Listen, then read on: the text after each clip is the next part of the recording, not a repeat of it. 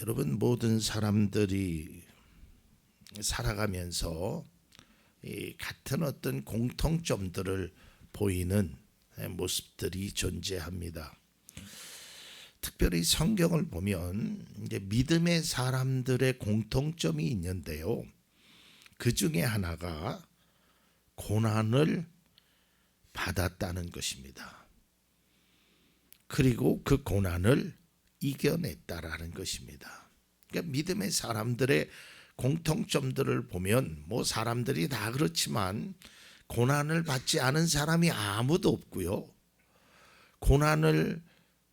그 고난 때문에 힘들어하고 어려워하는 많은 사람들의 모습처럼 비록 하나님의 부르심을 받은 사람이라 할지라도 하나님의 일을 하는 사람이라 할지라도 이 고난을 다 받았다는 것입니다. 그리고 그 고난을 이겼습니다. 사도 바울이 이 고린도 교회에게 편지를 쓸 당시의 상황을 바라봐도 아주 고난의 연속이었습니다. 최악의 상황이라고 할 수도 있을 정도였습니다. 그러니까 사도 바울이 아주 여러 가지의 고난을 받았습니다. 그래서 사도 바울은 그럼에도 그 고난 속에서도 그는 이렇게 고백합니다. 고린도후서 4장 8절에서 9절입니다. 우리는 사방으로 죄어들어도 움츠러들지 않으며 답답한 일을 당해도 낙심하지 않으며 박해를 당해도 버림받지 않으며 거꾸로 트림을 당해도 망하지 않습니다. 그래요. 답답한 일을 당해도 낙심하지 않는다는 거예요. 박해를 당해도 버림받지 않는다는 것이죠. 거꾸로 트림을 당해도 망하지 않는다라고 말하고 있습니다. 사람은 보통 고난 앞에서 낙심되고 실망됩니다. 저도 그래요. 어떻게 낙심이 안 되겠습니까? 고난을 받는데. 그런데 중요한 것은 성경은 낙심하지 말라라는 거예요. 나는 지금 힘들어서 낙심이 되는데 실망이 되는데 실망하지 말라고 성경은 말하고 있습니다. 오늘 본문에서도 사도 바울은 낙심하지 않는다고 말해요. 고린도후서 4장 16절입니다. 그러므로 우리는 낙심하지 않습니다. 도대체 어떤 것이 있길래 낙심하지 않을 수 있을까? 그 비결이라고 할까요? 그 낙심하지 않는 그 믿음의 원동력이라고 할까요? 힘이라고 할까요? 그게 무엇인가를 오늘 말씀을 통해서 한번 찾아보고자 합니다. 앞서도 말씀드렸지만 어떻게 고난 중에 낙심하지 않을 수 있을까요?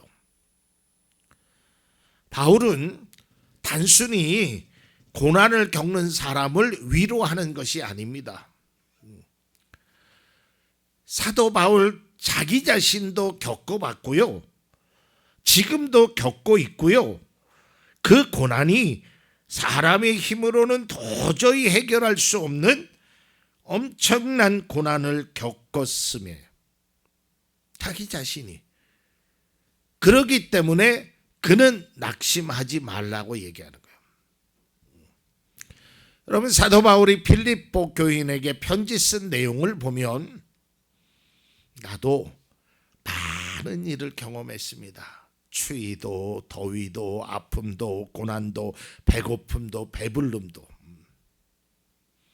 저는 개인적으로 목회자가 그런 것들을 좀 많이 경험하는 것이 훨씬 좋다고 생각해요.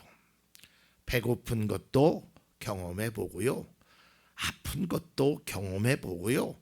슬픈 일도 경험해 보고요. 또 반면에 좋은 일도 경험해 보면 그러면 제가 배고파 보니까요. 굶주려 보니까요. 참 먹고 싶은데 먹지 못하는 그 심정을 알겠더라고요. 제가 아파 보니까요. 그 아픔의 심정을 느끼겠더라고요. 그러니까 다른 사람이 배고플 때, 다른 사람이 아플 때 그래도 그것을 느끼지 못했을 때보다는 그래 아프지 힘들지요 조금이라도 위로가 될 수 있다라는 거예요. 제가 예전에도 말씀드렸지만 뭐 저도 몸이 아플 때가 있잖아요. 뭐 그때 제일 서러운 게 뭐냐면 아파서 서러운 것보다요. 아파서 힘든 것보다 아유 등치는 산만한 게 뭐가 아파? 이 말이 제일 아파요. 여러분 뚱뚱한 사람도 아파요. 아프다니까요. 젊은 사람도 아프고요. 나이 든 사람 다 아파요. 그러니까 우리가 다른 사람들의 고난을 내가 겪어보니까 아 그래 힘들지 어렵지 아는 거예요. 그러니까 다른 사람의 심정을 이해하는 거예요. 오늘 사도 바울은요. 그저 여러분 어려움 당해도 낙심하지 마십시오. 이것이 그냥 단순한 위로가 아니고요. 자기의 경험을 토대로 이야기하는 겁니다. 그러니까 사도 바울은 고난 중에 낙심하지 말라라는 그 경험이 과연 그 확신이 어떤 거였냐 이 말이죠. 왜 그는 고난당한 사람들을 향하여 편지하기를 고난 중에 낙심하지 마십시오. 나도 경험해 봤습니다. 나도 여러분들처럼 어려움을 경험해 봤습니다. 그러면서 이야기하는 거예요. 고린도후서 7장 5절에서 6절 말씀을 봅니다.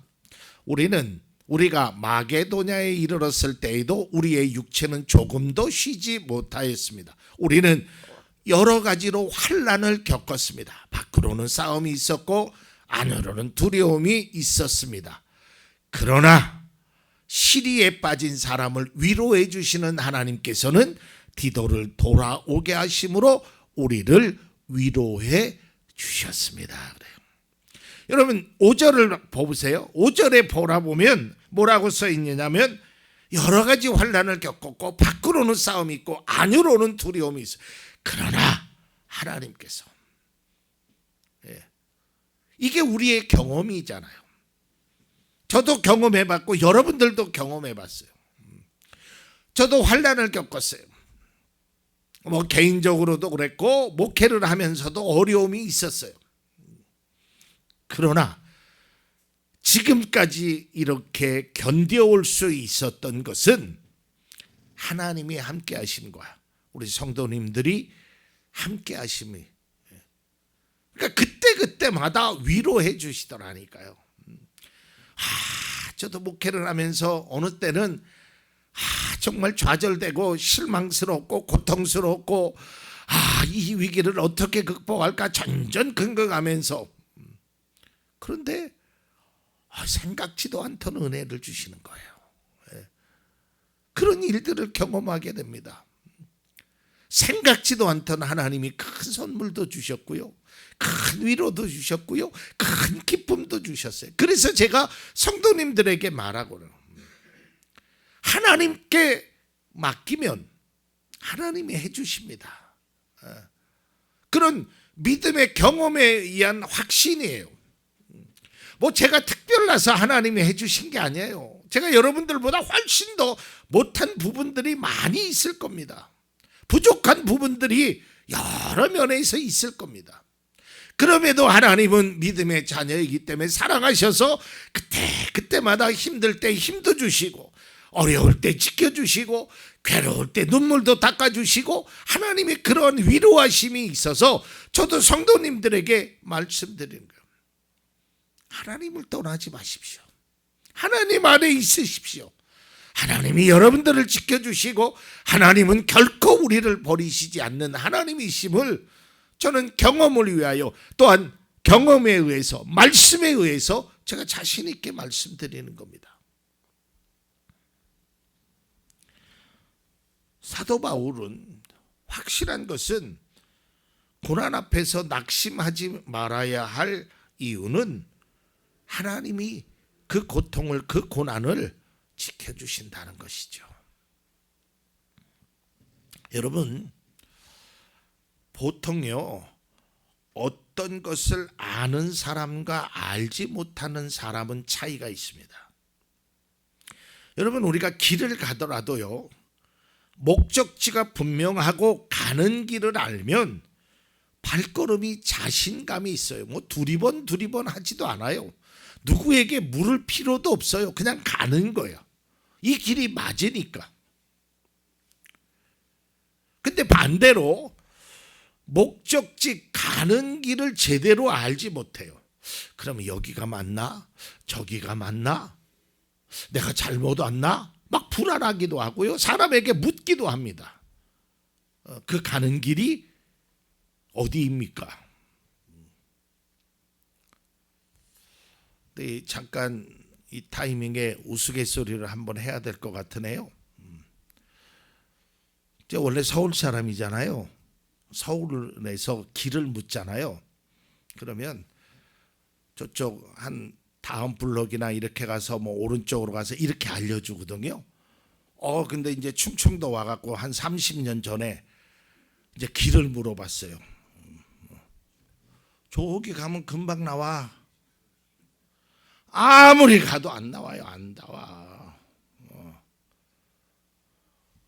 그래갖고 또 갔던 자리에서 물어보니까 조금만 가면 된대. 조금만. 그러니까 모르면 불안한 거예요. 여러분, 저는요, 개인적으로 음악과 미술에 관심도 없고 정말 몰라요. 그래서 같은 장소에서요, 음악을 들어도요, 느낌이나 감정이 달라요. 어떤 사람은 막 감동받아갖고 막 이러는데 나는 졸리지 않으려고 커피를 2잔 3잔 먹고 들어갔다니까. 모르니까. 예전에 미술관에 간 적도 있었어요. 미술관에 가면 아주 유명한 사람들의 그림이 있잖아요. 나는 그 그림을 아무리 봐도 거기에 감동이 오질 않아요. 그런데요, 저와 함께 간 사람은요, 그 그림을 보면서 와, 이야, 이러고 있더라니까요. 왜요? 그 사람 알기 때문에 그래요. 여러분, 모르니까요, 알 수 없으니까 느낄 수 없는 거예요. 보고 있는데, 듣고 있는데 표정이나 마음의 변화가 일어나지 않는 거예요. 여러분, 믿음의 삶도 마찬가지입니다. 보고 있어도 듣고 있어도 알지 못하면, 깨달지 못하면 이게 감동이 오질 않아요. 우리가 찬양을 드려도요, 그 찬양에 깊이 빠져들고 그 찬양이 나를 향한 하나님의 말씀이라면 막 마음에서 막 요동을 치지요. 눈에서는 눈물이 나지요. 하나님 앞에 막 찬양을 하고 기쁨으로 찬양을 하는데요, 그런 것을 느끼지 못하면 멀뚱멀뚱 가사만 쳐다보게 돼요. 말씀을 들어도 이게 감동이 되질 않아요. 우리 목사님은 맨날 똑같은 얘기나 하네요. 우리 목사님 설교에 딱 좋은 거 하나 있어. 빨리 끝나는 거. 이런 생각만 가지고 있다면 무슨 은혜가 되겠습니까? 여러분, 본문에서 사도 바울은 믿음의 성도들에게 낙심하지 말아야 할 분명한 신앙적 이유를, 근거를 대고 있습니다. 오늘 본문 17절입니다. 지금 우리가 겪는 일시적인 가벼운 고난은 비교할 수 없을 정도로 영원하고 크나큰 영광을 우리에게 이루어 줍니다. 여러분, 2가지를 비교했어요. 일시적인 것과 영원한 것, 가벼운 고난과 크나큰 영광. 고난은 가볍고 일시적인 거래요. 영광은 크고 영원하다라는 거예요. 여기서 가볍다라는 것은 그 사람이 당한 고난이 아프지 않다라는 그런 뜻이 아니에요. 여기에서 가볍다라는 의미는 영광에 비하면 가볍다는 거예요. 하나님이 주실 은혜에 비하면 그 고난은 가볍다는 것을 뜻하고 있습니다. 그런데 오히려 고난은 무겁고요. 현실은 아프고요. 나중에 하나님이 영광을 주신다고는 하는데 그거는 가봐야 한다라고 생각하는 그리스도인들도 있다라는 것입니다. 그러니까 고난 앞에서 무너지는 거예요. 어려움을 당하면 좌절하고 포기하고 주님을 떠나는 거예요. 왜? 그 고난만 바라보니까 크나큰 영광이 나에게 있다라는 그 사실은 그거는 나중의 문제야. 사도 바울은 그 고난에 그 아픔에 눈물을 흘리고 있는 성도들에게 반드시 다가올 영광에 비하면 지금의 고통은 끝이 있고 과정이라는 것을 말하고 있습니다. 육신의 눈으로는 고난밖에 보이지 않지만 믿음의 눈으로는 영광이 보이는 것입니다. 이것이 그리스도인들이 보여줘야 할 모습인 것입니다.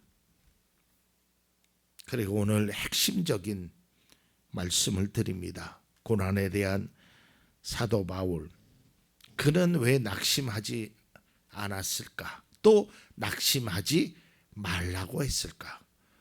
우리가 잘 아는 대로 사도 바울도 기도 응답을 못 받은 게 있어요. 하나님 앞에 그렇게 헌신했어도 하나님 내 몸에 가시를 빼주세요. 3번씩이나 간구했지만 하나님이 안 들어주셨다라고요. 그래도 낙심하지 않았어요. 실망하지 않았어요. 그 이유가, 그 힘의 원동력이 어디 있을까? 그것이 바로 본문 18절의 말씀입니다. 우리는 보이는 것을 바라보는 것이 아니라 보이지 않는 것을 바라봅니다. 보이는 것은 잠깐이지만 보이지 않는 것은 영원하기 때문입니다. 그래요. 16절과 같은 패턴인데요. 보이는 것과 보이지 않는 것, 잠깐과 영원한 것. 보이지 않는 것을 바라보는 것이 바로 믿음입니다. 보이는 것은 일시적인 거예요. 우리가 당하는 고난, 질병, 물질, 이것들이 사람을 낙심하게 만듭니다. 그러나 보이지 않는 영원한 하나님의 은혜나 사랑이나 구원하심은 우리에게 소망과 위로를 준다라는 것입니다. 그러니까 우리가 이 보이지 않는 것을 바라본다라는 것이, 우리가 하나님을 직접 볼 수 없습니다. 하나님의 음성을 직접 들을 수는 없습니다. 그러나 하나님의 그 말씀을 성경 66권을 통해서 하나님의 뜻, 하나님의 말씀, 이것을 우리가 볼 수 있어요. 들을 수 있습니다. 그러니까 우리는 눈에 보이는 것만 가지고 모든 것을 판단하고 생각하고 결정하지 말라라는 거예요. 우리에게 눈에 보이지 아니하는 영적인 세계가 분명히 있음을 사도 바울은 말하고 있다라는 거죠. 그래서 믿음의 성도는 보이지 않는 것을 바라볼 수 있어야 합니다. 여러분, 믿음이 뭡니까? 히브리서는 이렇게 믿음에 대해서 정의를 내리고 있죠. 히브리서 11장 1절입니다. 믿음은 바라는 것들의 확신이요 보이지 않는 것들의 증거입니다. 믿음은 보이지 않아요. 보여야 가는 것이 아니라 가면 보이는 것이 믿음의 세계라 이 말이에요. 믿음은 보이지 않는 것을 바라고 믿는 것입니다. 그리스도인들은 눈앞에 있는 현실만 바라보고 자기의 삶을 판단하고 결정하는 것은 바람직하지 않습니다. 스스로 실패자라고 생각하는 거예요. 현실을 바라보면 나는 가진 것도 없고 능력도 없고 그래서 나는 실패자다,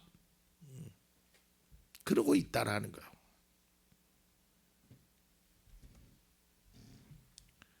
믿음의 눈으로 보이지 않는 것을 바라볼 수 있어야 합니다. 앞서도 얘기했지만 아는 사람과 모르는 사람은 차이가 있다고 했죠. 마찬가지로 하나님을 믿는 사람과 믿지 않는 사람은 차이가 있습니다.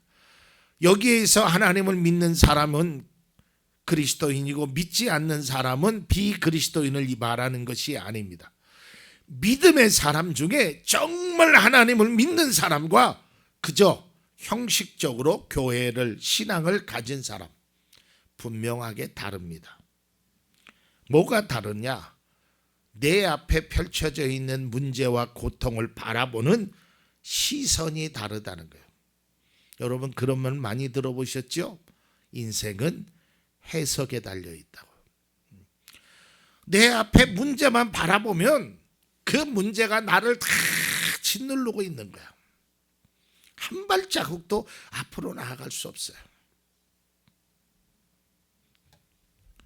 그러나 믿음의 생각으로 문제를 바라보면 보이지 않고 들리지 않는다고 실망하지 않게 됩니다. 여러분들이 바라볼 것은 내 앞에 펼쳐져 있는 문제만을 바라보는 것이 아니라 나를 사랑하시는 그 하나님의 은혜를 기대하며 그 하나님의 사랑을 바라볼 줄 알아야 하는 거예요. 그래서 오늘 사도 바울은 말하기를 우리는 눈에 보이는 것을 바라보는 것이 아니라 보이지 않는 것을 바라본다라는 거예요. 우리가 잘 아는 말씀입니다. 열왕기하 6장에 보면 아람 왕이 선지자 엘리사를 잡기 위하여 강한 군대를 밤새 보내서 도단성을 포위합니다. 이때 눈에 보이는 현상은 엘리사를 잡기 위해서 포위하고 있는 군대와 말과 병거입니다. 현실은 그래요. 얼마나 어렵겠어요. 그걸 보고 사환이 새벽 아침에 나와서 깜짝 놀라잖아요. 우리 꼼짝없이 죽게 생겨요. 이게 현실이에요. 그게 틀린 게 아니에요. 맞아요. 여러분들이 당하는 어려움이 어렵지 않다라고 저는 말하지 않아요. 얼마나 힘드시겠어요. 저도 그런 힘든 과정을 겪어봤고요. 뭐 앞으로도 그런 힘든 과정이 있겠죠. 저도 많이 울어봤어요. 진짜 슬프면요 아무 기도가 안 나옵니다. 기도가 안 나와요. 그냥 하나님 살려주세요 이 말밖에 안 나와요. 뭐 전지전능하시고 능력이 많으시고 우리를 사랑하시고 뭐 이런 미사오고 한마디도 안 나와요. 그냥 하나님 저 어떻게 해요? 하나님 저 살려주세요. 살려주세요. 어제도 살려주세요. 오늘도 살려주세요. 내일도 살려주세요. 그런 기도밖에 안 나오더라니까요. 여러분들도 경험해 보셨잖아요. 뭐 고상하고 이런 거 다 필요 없어요. 이게 우리의 경험이란 말이에요. 현실을 바라보면 아프지요. 왜 안 아프겠어요? 힘들지요. 왜 안 힘들겠어요? 우리 제가 성도님들의 모습을 보면 얼마나 힘들까. 제가 뭐 지금 한 3년 정도 된 것 같으네요. 어떻게 그냥 제 마음에 그런 생각이 들어서 농사 짓는 분들이 얼마나 힘들까 하고 한번 이 벼를 심을 때 들어가서 그거를 해본 적이 있어요. 하루도 뭐 몇 시간이나 했나요? 뭐. 그리고 3박 4일 제가 아팠어요. 그때 느끼는 감정이 우리 장로님 권사님 얼마나 힘들었을까. 시골에서 일하는 분들이 너무 힘들겠지. 알아요 여러분 힘든 거. 제가 안다니까. 여러분들 고통당하는 거 제가 심적으로 얼마든지 이해가 돼요. 얼마나 힘들어요. 얼마나 괴로워요. 얼마나 아파요. 제가 이 말씀을 준비하면서 우리 성도님들의 삶에 얼마나 힘들고 고통스러운 거 알아요.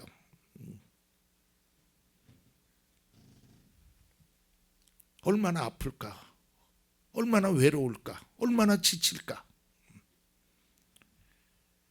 그런데요 현실은 그랬단 말이에요.